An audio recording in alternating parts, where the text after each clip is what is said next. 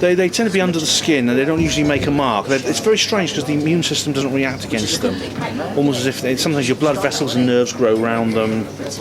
Very, very odd. I mean, I know a lady who had them in her nose. She had one in her nose and she had it confirmed, and she went and had it. She went all the way to Greece to have a private operation costing thousands of pounds to have it removed. Okay. And she went back. She went back home again. Anyway, a couple of weeks later, someone or something put another one back in there.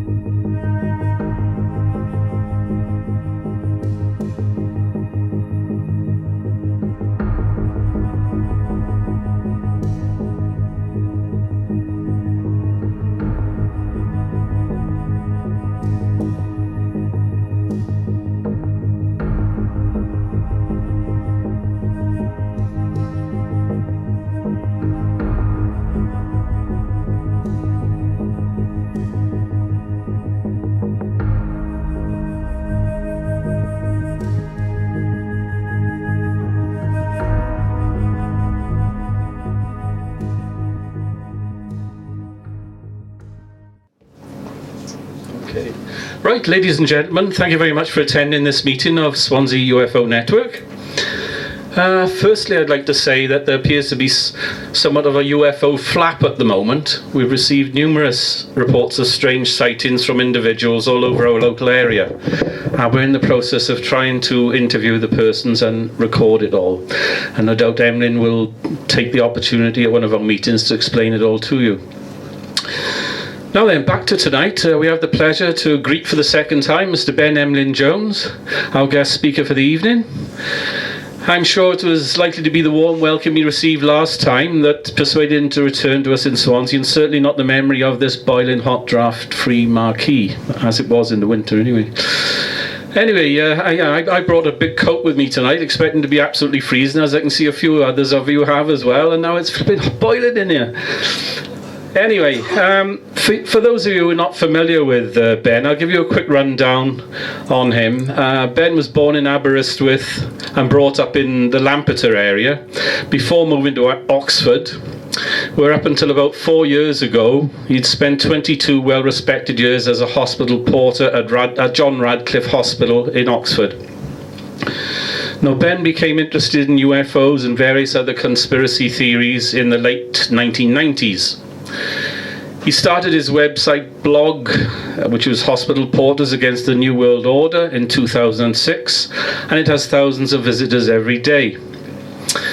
He regularly attends and delivers talks and discussions all over Britain on a wide range of subjects, and his talk this evening is entitled The History of Exopolitics. It's older than you think. Now, he's travelled a good distance today to be with us this evening, so without further ado, please give a warm Sufon welcome to Mr. Ben Emlyn Jones. Thank you.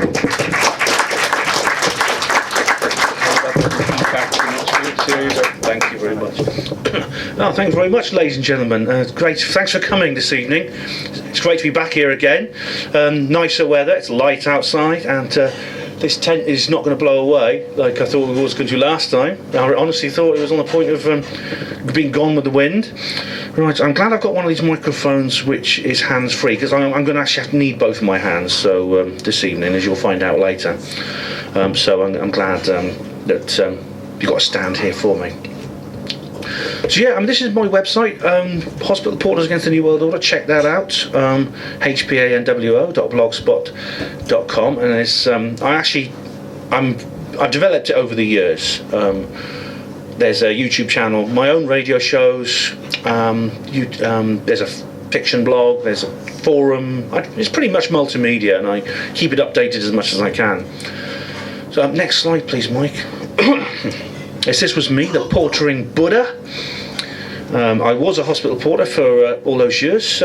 As we just heard, I was rather unceremoniously kicked out of my job in 2012, which was a very, very distressing thing to happen, and it was directly related to what I'm doing here, and this is something that's happened and recurred more and more and more with different people in different professions. So it's strange, really, isn't it? It's a strange thing that it's not a good career move to get interested in the kinds of subjects we're talking about here this evening, and similar things, other things like it. I can have the next slide, please, Mike. Right. So, how many of you are familiar with the term exopolitics?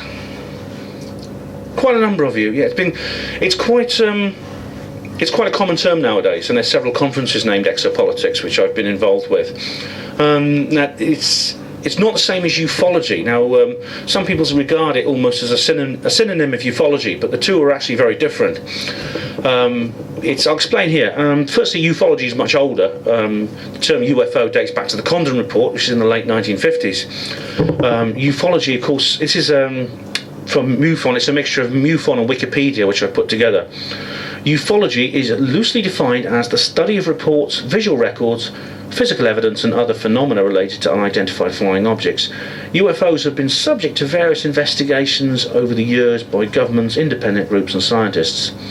Now, so in a sense that's the basic definition of ufology. It's a study. It's a scientific subject.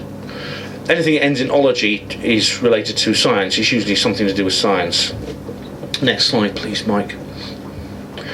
Now, this is a definition of exopolitics from Michael Salla, who is an Australian expert on this subject.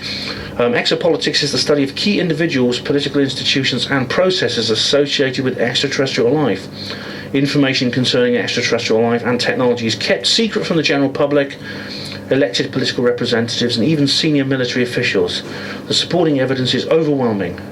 That decision making is restricted on a strict need-to-know basis. Both ufology and exopolitics are Greek-derived words. Exo refers to outside or exterior, external. Now, exopolitics is a much more recent term as well. Exopolitics it's been traced back to 1995, and it was coined by Alfred Weber, who's a Canadian ufologist. And I think it's best it's defined for me as simply ufologists who've made up their mind. Ufology is looking at UFOs. What are they? Where are they? Are they weather balloons? Are they lighthouses, etc., etc.? Are they meteors? Maybe they're not. Let's think about it. Let's do some more studies and things like that. Exopolitics is people who are essentially saying, okay, we've looked into it. We know that they are, some of them at least, are extraterrestrial or other dimensional, etc., etc.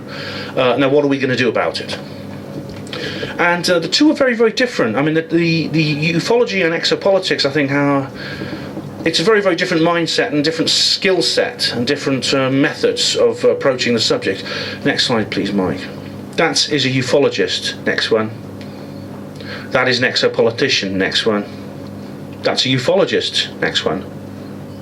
That's an exopolitician. Next one. That's a ufologist. Next one. That's an exopolitician. Next one. That's... I don't know what that is. He's yet to be properly defined. But Nick Pope, incidentally, has his own definition of exopolitics. He actually attended the 2011 Leeds Exopolitics Expo, and he brought along the Sun newspaper, who condescended to actually cover our event and report on it. And Nick did he has a little column in the Sun, he did in those days, and he said that exopolitics is the militant wing of ufology. That's how he defined us. It's very funny. I mean, you should have seen Leeds when we were there. Oh yeah, rubbish bins emptied, piling up, huge towers of coffins outside graveyards. Oh yeah, bless him. That's Nick. That's old Nick Pope. Now, so that's Nick's. That's his ideas about things, and of course, I don't share all his views on these things at all. It was still an enjoyable conference, and we all had jolly good fun had by all. Now, exopolitics is now centred on the United States. Like ufology, it is centred on the United States. Now, it's not, of course, the only country in the world where exopolitics or ufology is done. I think all countries at some point are involved in ufology or exopolitics, and Wales, of course, is one of those. But it is the United States, I think, is the heartland of where exopolitics is today. However, it's not always been the case, and in fact, if you want to, it's hard to know where exopolitics began, because exopolitical ideas can be found throughout the history of ufology. But I think it really took off properly in early 1970s, and it wasn't in the United States. It was in this place. I think this place, I think, is where you can trace the first steps to real deliberate attempts to bring exopolitical ideas into the world. Now this is Grenada. Now you may recognise this. You may have been on here on holiday actually, because Grenada is a very popular holiday resort. It's an absolutely lovely place. And as you can see, just looking at that picture, I can't, I really want to go and lie on those sun loungers. I want to get roll my trousers up to the knee and have a wade in that sea. Isn't it beautiful? It is very popular for holiday destinations because of its nice beaches here, its blue seas, and it's in the Caribbean, and like much of the Caribbean, it's famous for its friendly people, its easygoing lifestyle, the culture, the food, things like that. So most days there's a cruise ship moored out there, and people come and go, and there's hotels and things like that, so it's worth a visit. There's nothing though to indicate in that picture that this little island, Grenada is a small island in the Grenadine chain. It's only 12 miles across, so it's a very small country as a nation. There's nothing in the picture or anything from people who go and visit it to indicate that this little island is actually one of the most important places in all of the history of exopolitics. Grenada is an interesting place. Grenada was actually a British Crown colony originally, and it was bought. The British Empire bought it off the French Empire in 1877. You could buy islands in those days. It was amazing, so it became a British Crown colony. And in 1922, a man was born on Grenada, who I think is one of the least well known, but I think one of the most important figures in the history of exopolitics. Next slide, please, Mike. If you can make this one a little bit bigger, that would be cool. It's a bit small, so that's it, great. How many people here recognise this man? No, it's not Eddie Murphy. Looks a bit like him, I know. Now, now you hear a lot about enigmatic smiles, like the Mona Lisa and the famous painting. Now, this guy's got an enigmatic smile, I think, in this picture in particular. This is Sir Eric Gairy. Now, he was the first Prime Minister of Grenada, and believe it or not, he actually was a very important figure in getting UFOs brought into the political sphere. He was born in 1922, like I said, and when he grew up, he became politically active, and he became part of the movement which wanted to make Grenada an independent nation, which, in other words, it would leave the British Empire and become its own self-governing state. And he rose through. He took places in the colonial government. He was elected, and he rose through the ranks and through the different grades of political office, until in February of 1974, just 1 month after the Berwyn Mountains incident up here in North Wales, he became the country's first Prime Minister as it was an independent nation. And it's very interesting, because when Grenada became independent, it was offered a seat at the United Nations. And so Eric Gairy went to the United Nations and immediately started work on a UFO initiative. This is very long before Dr. Stephen Greer or Bassett or any of these other people did. Have the next slide, please.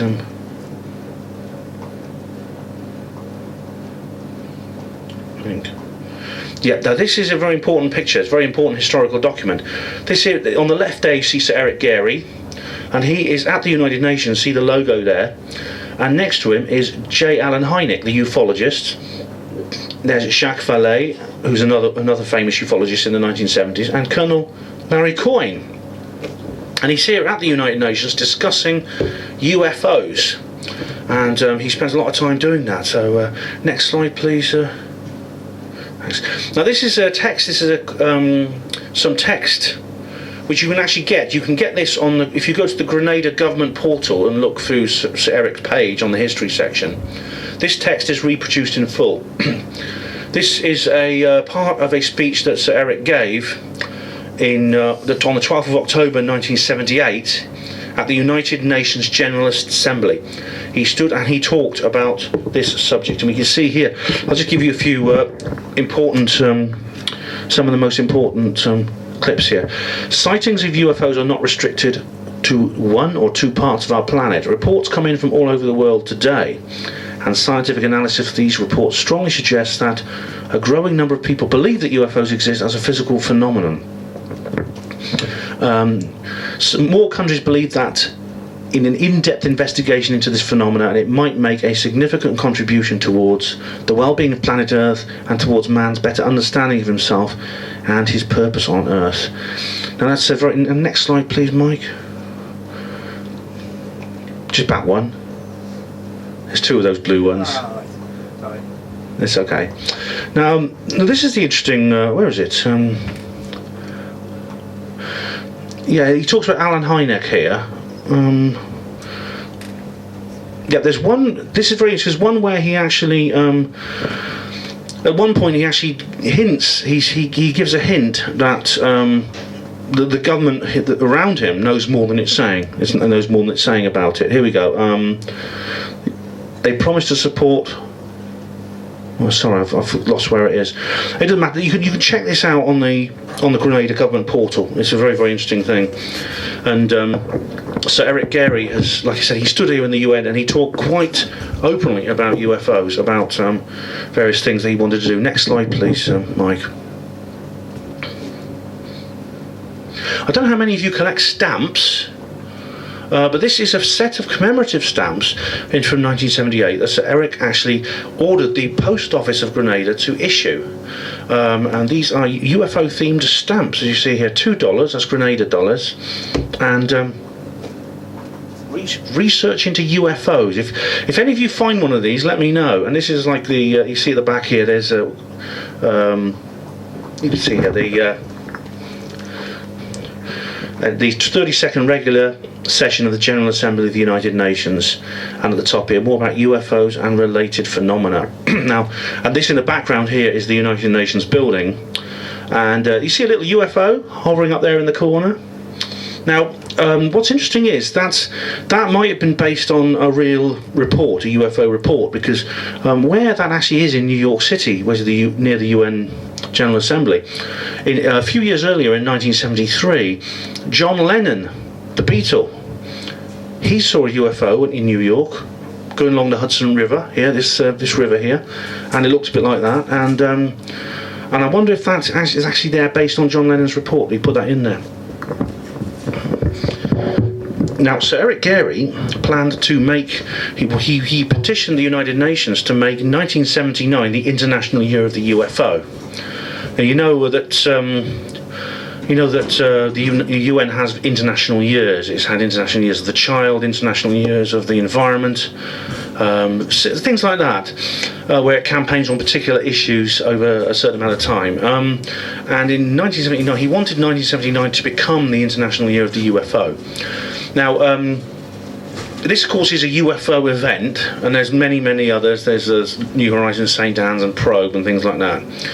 Now, can you just imagine our Prime Minister, I've forgotten her name now, Theresa May, just imagine her standing on this stage talking to you about UFOs. Can you imagine that?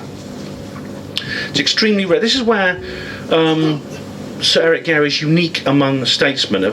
Unique apart from perhaps Paul Hellyer, MP, Minister of Defence of Canada, who I'll talk about later.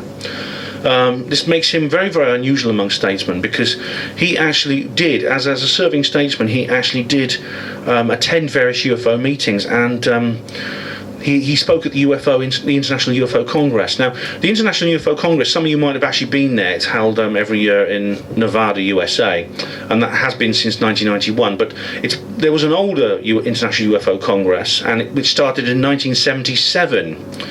And Sir Eric Gairy spoke on stage at the first ever International UFO Congress, and I think that's the only time a serving head of government has spoken at a UFO conference. It's an absolutely amazing development. So Eric actually also in 1979 he wanted to host the third International UFO Congress on Grenada. He actually planned to have it on Grenada, and he wanted to build a UFO research centre on Grenada, with telescopes, special sky watching telescopes and things like that. It's quite a remarkable thing. He wanted, an amazing man. I mean, obviously, one of the ideas he's a bit crazy. I mean, the mainstream idea he's a bit crazy, and of course, many of his political rivals. I'll explain more in detail in a minute about that.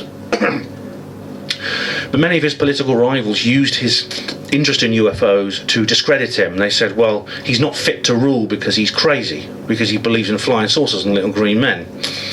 But when you actually look at what the average Grenadian in the street thought about this, I mean, were they particularly concerned about their Prime Minister spending the taxpayers' money on flying saucers and little green men? It turns out that didn't actually affect his popularity very much. Other things soon would, more earthly things, and I'll say more about that in a minute. But it sounds like he did have the support of the people of Grenada. I mean, Grenada is, like I say, a small place, doesn't have a very big population, but I think they were very much on his side. I mean, he was a popular leader anyway. He's seen as a people's champion. He was interested in women's rights, which was a major concern in the Caribbean in those days. He rebuilt the Grenada fishing industry. His nickname was Uncle. His people called him Uncle. So he was a popular leader, and it seems that this strange new campaign of his, strategy, did nothing to actually dampen his people's support for him. Oh, but other things soon would, unfortunately. Yeah. Next slide, please, Mike. So Eric's initiative is not the only time that the UFO subject has brushed up against the United Nations. I'll just mention a couple of these as well, because it's very, very important. When Sir Eric was at the UN, the Secretary General at the time was an Austrian guy called Kurt Waldheim, but his successor was this man on the left here, Javier Perez de Cuellar. Now, in 1986, something really remarkable happened. The woman on the right is a young New Yorker called Linda Napolitano, and she reports in 1986 that she was abducted by extraterrestrials from her apartment in New York City.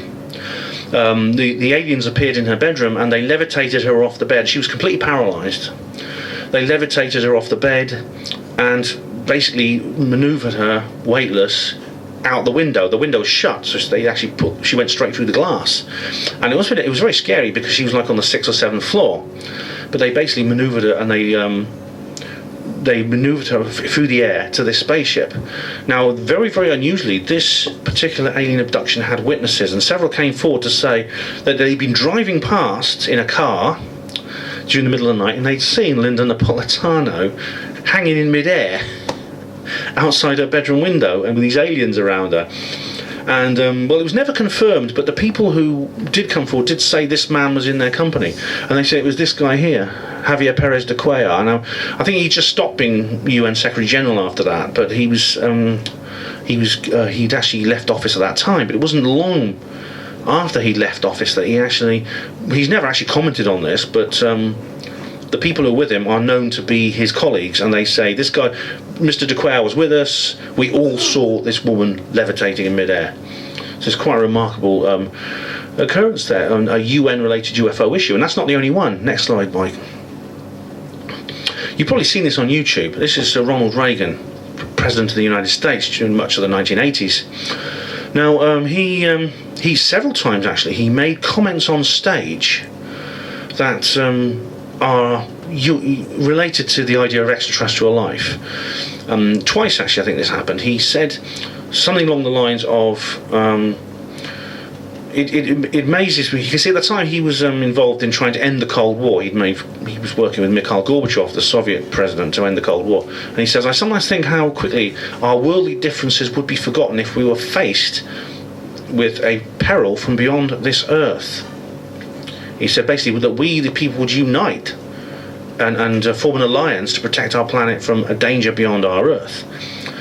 And then he quickly added, but isn't enmity between peoples enough of a danger? Because some might say that's an alien threat, so he quickly added that on at the end. But it was, I think, it's because he was, at that time, the Cold War was rapidly cooling to the point where eventually it would end, and a short time later the Soviet Union itself would be disbanded. Well, there's rumours that Reagan knew a lot of stuff about UFOs. I mean, he's reported to have had meetings with Steven Spielberg after Close Encounters, the film, came out, and he said, "Oh, Mr. Spielberg, where'd you get your ideas from? A lot of that's real. What you've talked about there." So it appears that Reagan, I think, had an interest in this sort of thing. He really did. X1.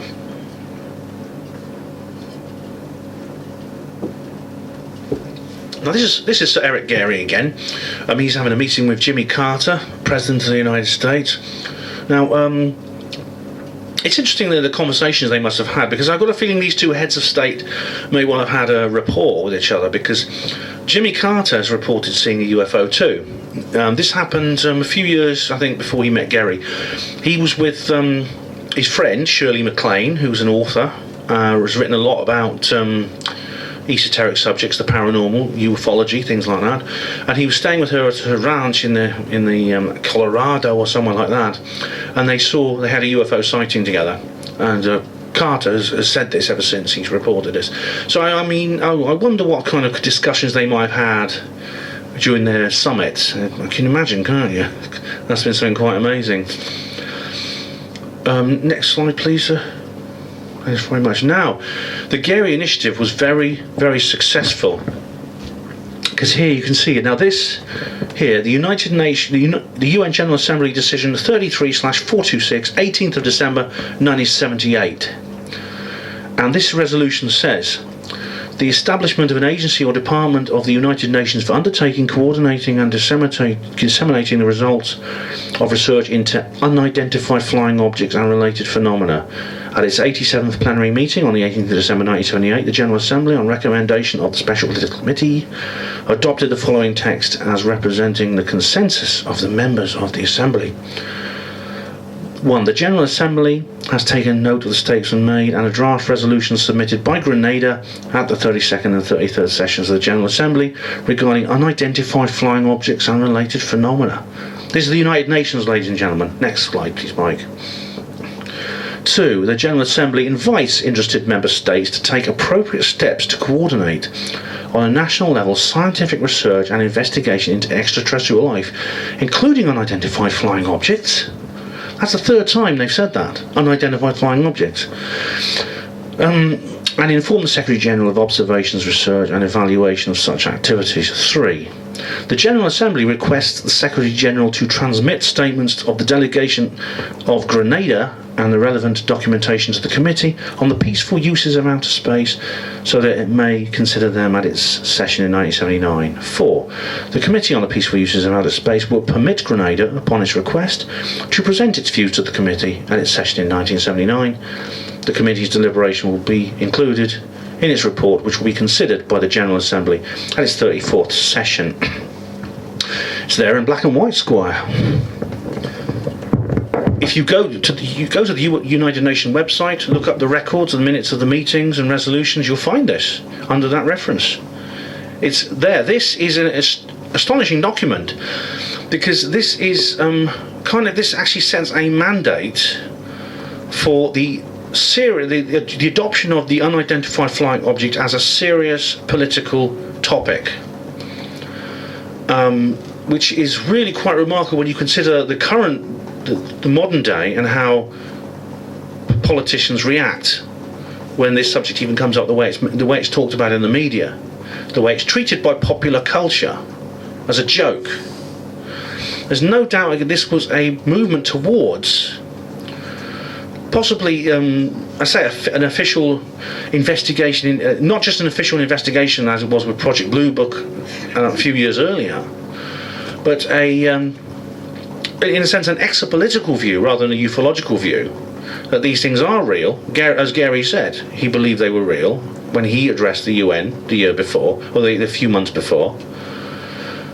And this could have resulted in not necessarily disclosure of secret topics, but of classified information, which I believed existed at the time, but a raising of the status of a UFO from the fringe to the accepted, which would then have, it could have gone anywhere from there. So that was at the end of 1978. Looked very promising. It was hopeful times if you were a ufologist in those days. But it all went terribly, terribly wrong. Next slide, please. On March the 15th of 1979, just a few months after that resolution was drafted rather,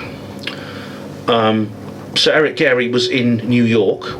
Again, he was having consultations, he was having another discussion with Waldheim, when he received devastating news from home.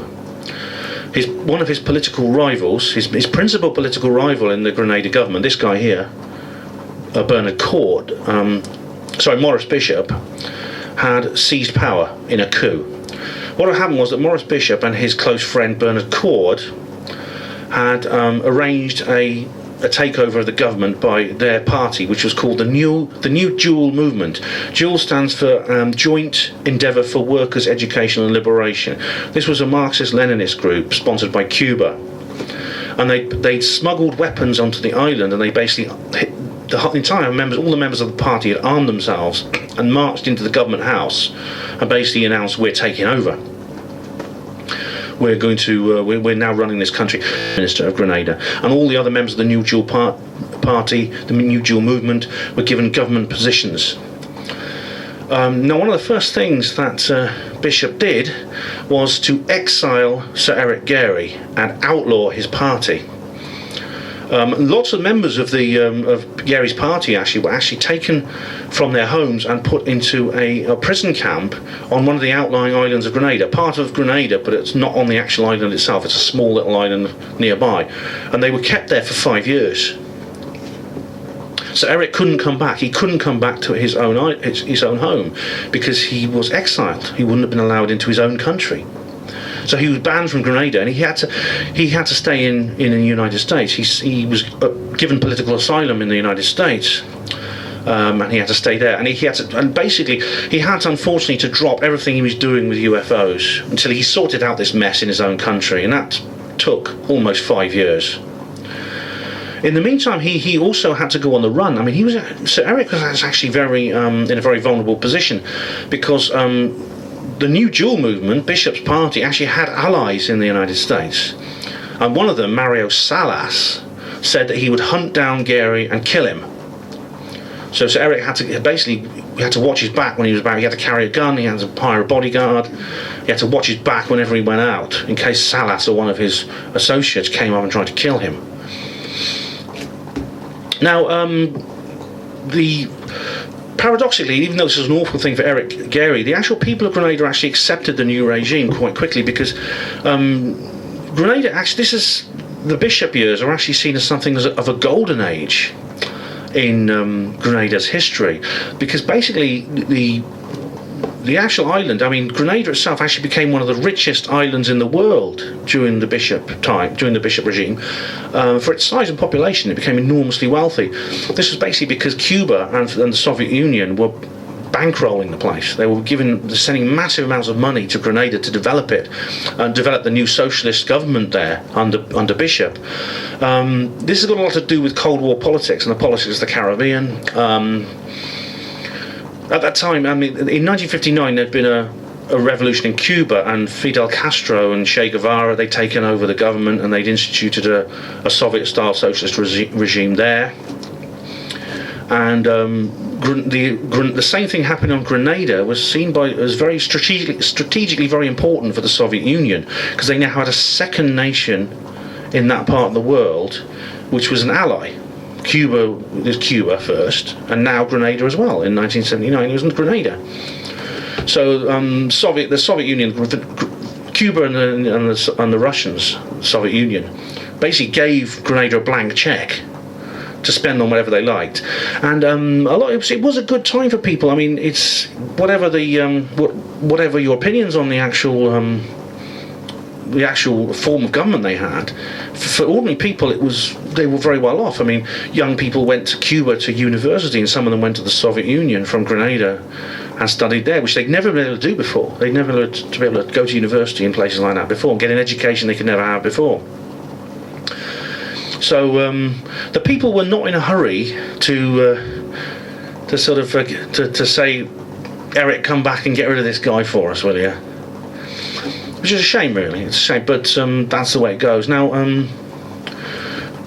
there's been some speculation. I'll say more about this later, but there's been some talk about what was the cause of this. But anyway, I'll say what happened next. Now, it didn't last for long. It was just for 5 years. The bishop government actually held. Then in 1983. His friend Bernard Cord, his deputy prime minister, staged his own coup against Bishop's government. He took over himself, and he arrested all the bishops with his own cabal within the New Dual movement. Took over the other side of the New Dual movement and arrested them. So Bishop and all the others were arrested. Cord appointed himself prime minister. So Bernard Cord became prime minister. Maurice Bishop was arrested. And the first thing what Cord did was he took the bishop and all his associates within the party, and he killed them. He shot them all. They're known as the Grenada 17. So Bernard Cord shot Maurice Bishop and all the others. Who needs enemies, as the saying goes? At this point, the United States decided to intervene, just like they did in Iraq. They actually sent a task force to Grenada and landed troops there, and basically there was a big battle, and the United States took over the island and deposed Bernard Cord. They killed Cord and all members of all the people who shot back from the New Dual movement. And then it was under US occupation. Now, when they were under US occupation, they restored the previous constitution, the one that Bishop had actually abolished, Gairy's original constitution from 1974. The Americans restored it. And this was good for Eric Gairy because it meant he could now come home. And there were free elections on Grenada. Now, the good thing is that the occupation of Grenada was not as bloody and troublesome as the US occupation of Iraq, and things settled down pretty quickly. And the last US forces actually left less than a year after the invasion. So Eric, he ran for government a few times, and he was not as successful in government as he was before the coup. It could be that he was tired, he was just exhausted, his allure had gone. Whatever the reason, he never achieved high public office again, unfortunately. Now, there's a lot of talk about, you could say it's sort of serendipitous, especially with what I'm going to talk about in a little while as well, with other events like this, because there are parallels with other situations, what happened with Grenada. But you could say that if you were the secret keepers of the UFO truth, and the Gairy initiative was becoming troublesome, people say, well, was this staged in order to stop Eric Gairy in his tracks, and to stop the Gairy initiative to do with UFOs in the United Nations? The thing about it is there's no evidence to suggest that is the case. What happened on Grenada was a part of that island's politics, and it was the culmination of a political conflict that had been on that island for many, many years before.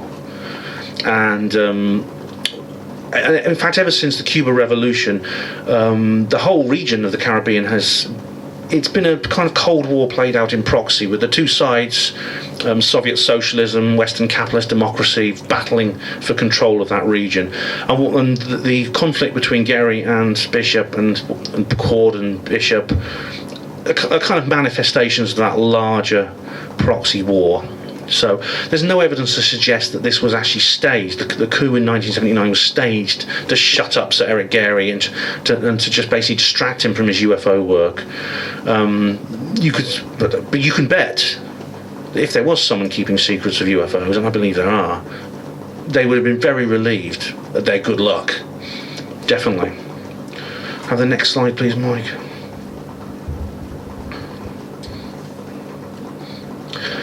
However, that, despite what I've just said, this very interesting thing came in. This is very, very interesting. This was posted on the BBC Caribbean website in 2010. UK foiled Gairy on UFOs. Now, this is very, very interesting because there were some recently declassified telexes which indicate that the British diplomatic mission at the United Nations, that is the US ambassador to the United Nations, was actually in consultation with the Foreign Office about what Gairy was doing with the UFOs, and the advice from the Foreign Office was, you've got to stop him. Now, various telexes were sent back and forth. Anyone under 20 is looking at me and they're saying, Ben, what's a telex? A telex is, imagine an email on a shopping till roll. You got it, kids? That's a telex. Anyway, these telexes, there's a large number of them, and but it appears that there doesn't seem, at least on the surface, within this evidence that's come to light, there doesn't seem to be any. The concern about UFOs doesn't seem to be, well, we know we got secrets, we got a secret we got to keep, and this guy's going to blow open the secret, so we better put a stop to him for that reason. No, there's not that. It's more a case of, what will people think of us? This is really not on, the United Nations was not set up to deal with this tomfoolery. We need to try and stop this resolution because it's so embarrassing. It'll make the UN look ridiculous. So it's more that kind of thing. The concern of the UK government and its mission in the UN was really one of public image. They believed that the Gairy Initiative was actually, it was making a joke at the UN because they didn't believe in UFOs. They thought UFOs were crazy, and they thought, well, the UN should not be absorbing itself and wasting its time with something so fringe and crazy. Next slide, please, Mike. So Eric Gairy spent the rest of his life. He lived the rest of his life in his home country. As I said, he was not successful in politics again. He retired very soon after returning to Grenada in 1985, and so in 1983, sorry, and he died in 1997 in his homeland, and he's buried today in Georgetown. There's a memorial to him. And so I hope you'll take a moment to recognise this very unsung hero of exopolitics. And if you're ever on holiday in Grenada and you're sunning yourself on that beautiful beach and swimming in that lovely blue sea, you might take a moment just to pop to the florists, pick up a bunch of chrysanthemums and put a little UFO card in them or something, and then one of your little Sufon cards would be nice, wouldn't it? And then lay it on the grave of Sir Eric Gairy. Next slide, please. How are we doing for time? Maybe 5 to 9. Right, I think now's a good time to take a little break, and we'll come back and I'll deal with the rest of this in a little while, because we'll go on to another subject, the next stage in the history of exopolitics. So get yourself a beer in, and I'll see you in a little while. Thank you very much.